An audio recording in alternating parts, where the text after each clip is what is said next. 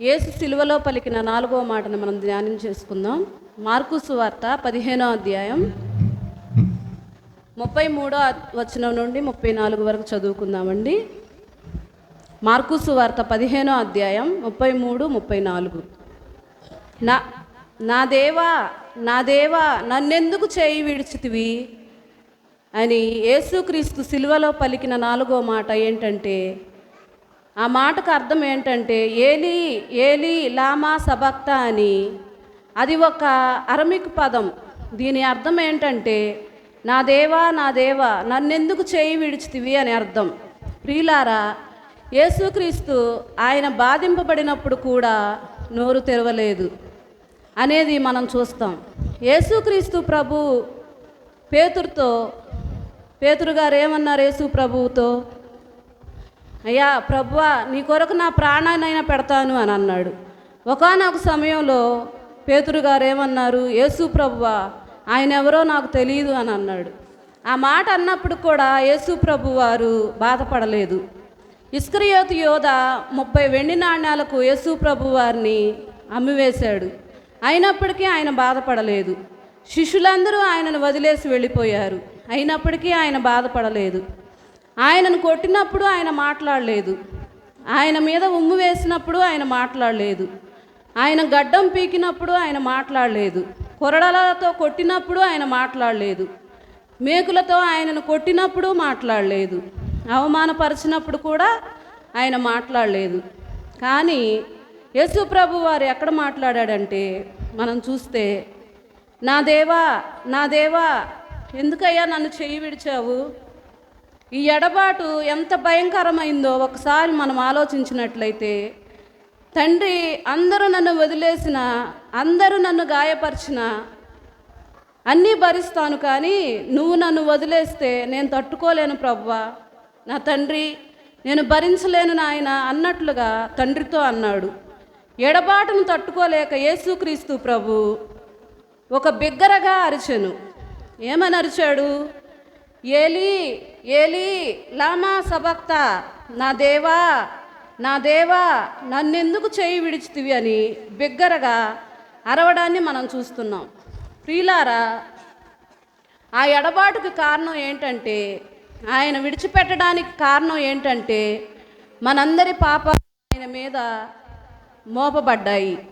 మన పాపముల నిమిత్తము ఆయన ఒక గొర్రెపిల్లగా పాపములు మోసుకుంటున్నాడు గనుక ఆ పాపములతో నింపబడిన కుమారుడును విడిచిపెట్టాడు.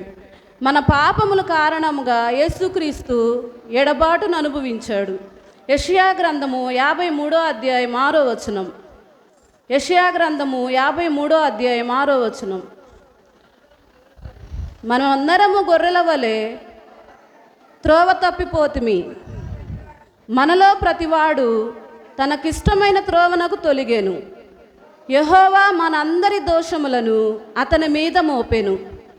యెహోవా మనందరి దోషములను, లోకంలో ఉన్న వారందరి దోషములను ఆయన మీద మోపాడు గనుక ఆయన పాపిగా మార్చబడ్డాడు. అందుకే తండ్రి కుమారుని చెయ్యి విడిచిపెట్టబడింది. 2 కొరింథీ 5వ అధ్యాయం 21వ వచనం. 2 కొరింథీ 5వ అధ్యాయం 21వ వచనం. ఎందుకనగా మనం ఆయన ముందు దేవుని నీతి అగునట్లు పాపమెరుగని ఆయనను మన కోసము పాపముగా చేసుకొనెను. ఇది ఎడబాటుకు కారణం. ఎందుకు తండ్రి విడిచిపెట్టాడు అంటే, మనందరి పాపములు ఆయన మీద మోపబడ్డాయి గనుక ఆయన విడిచిపెట్టబడ్డాడు.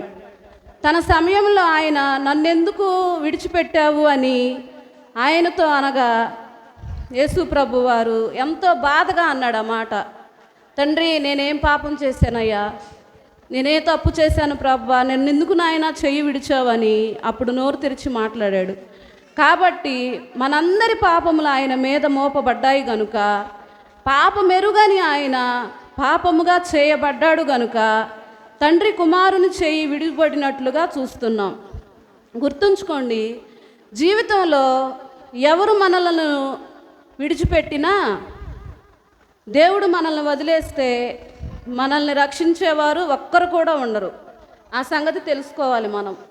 చాలాసార్లు మనతో ఉన్న ఆత్మీయులు మనల్ని విడిచిపెడితే మనం తట్టుకోలేము. మనతో ఉన్న ఆత్మీయులు చనిపోతే మనం కృంగిపోతాం. వారు మనతో ఉండేవారండి, నా పక్కనే ఉండేవారండి, నాతోనే ఉండేవారండి అని కృంగిపోయే వారిని చూసాం మనం చాలామందిని. కానీ గుర్తుంచుకోండి, నీ స్నేహితులు, నీ బంధువులు, నీ తోటివారు, మీ చుట్టూ ఉన్నవారు ఎవరు మిమ్మల్ని వదిలేసినా పర్వాలేదు. మీ తోటివారు, మీ చుట్టూ ఉన్నవారు, మీ బంధువులు, మీ స్నేహితులు ఎవరైనా సరే మిమ్మల్ని వదిలేసినా పర్వాలేదు. కానీ దేవుడు మిమ్మల్ని వదిలేస్తే మిమ్మల్ని రక్షించేవాడు కానీ, ఆ శిక్ష నుండి తప్పించేవాడు కానీ ఒక్కడూ ఉండరు. ఆ విషయం ఇక్కడ యేసు మనకు తెలియజేస్తున్నాడు.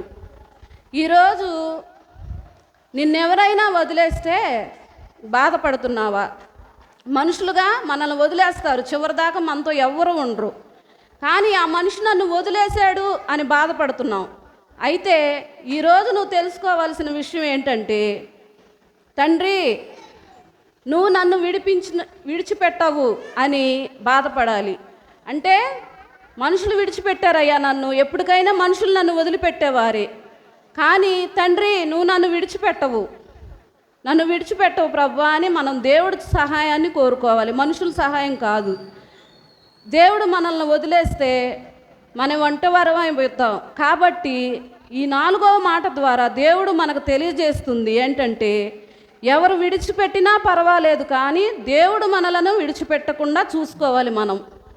ప్రియులారా, ఇంకా ఇప్పటి వరకు మారు మనసు పొందకుండా, సంఘంలో ఇప్పటి వరకు ఇంకా మారు మనసు పొందకుండా, బాప్తీసం తీసుకోకుండా, పాపాలు క్రీస్తు రక్తంలో కడిగి వేసుకోకుండా ఆయన ఇచ్చే రక్షణ నిర్లక్ష్యం చేస్తున్నారా?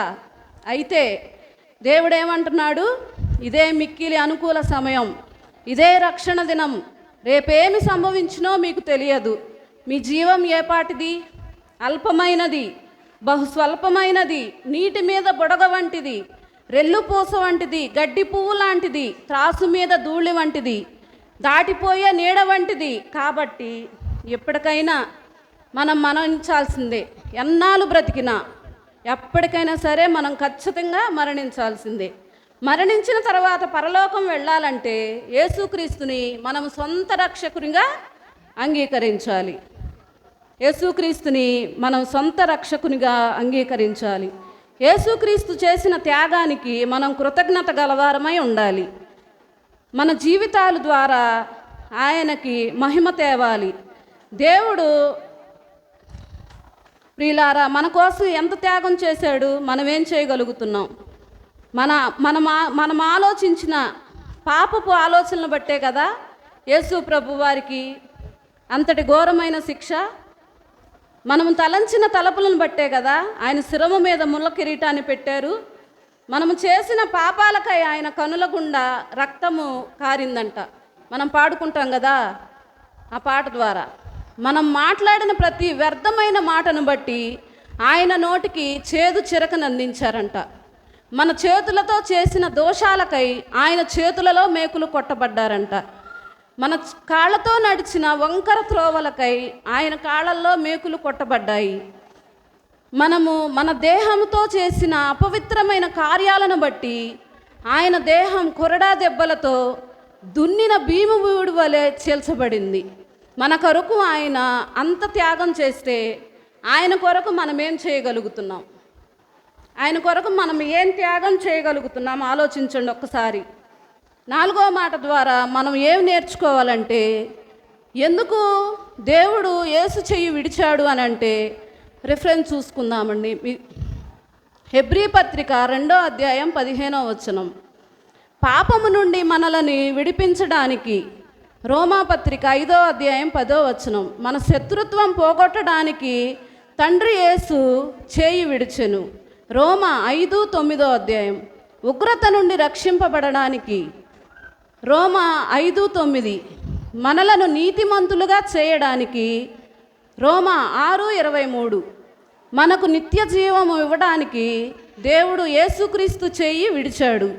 కాబట్టి మనమందరము యేసు చేసిన త్యాగాన్ని మర్చిపోకుండా ఆయన త్యాగాన్ని గుర్తించుకొని ఆయన మాటల ప్రకారం మనమందరము జీవించాలి. మనమందరము ఆయన మహిమపరిచే వారముగా ఉండాలి. బ్రతుకుట క్రీస్తే, చావైతే మేలే, లాభమే అనుకోవాలి. రక్షణ పొందుకున్న మనమందరము, ఇంకా రక్షణ పొందుకొని వారు ఉన్నారు. ఇప్పుడు 40 రోజుల నుండి మనం ఏం చెప్పుకున్నాము? సిలువ గురించే మాట్లాడుకున్నాం. వీధి సువార్తల్లో కానీ, 40 రోజులు చర్చిలో సిలువ ధ్యానాల కూడికలు కానీ, ఎక్కడైనా సరే మనం ఏం మాట్లాడుకున్నాము? యేసు ప్రభు చేసిన త్యాగం త్యాగం త్యాగం త్యాగం గురించే మాట్లాడుకున్నాం. అయినప్పటికీ కొంతమంది హృదయాలు రాళ్ల వలె ఉన్నాయి, కరగలేని స్థితిలో ఉన్నాయి. ఇంకేం చేయాలి మన ప్రభు? ఇంకేం చేస్తే మనం బాప్తీసం తీసుకుంటాం? ఇంకేం చేస్తే మనం మారు మనసు పొందుతాం? చెప్పాలి.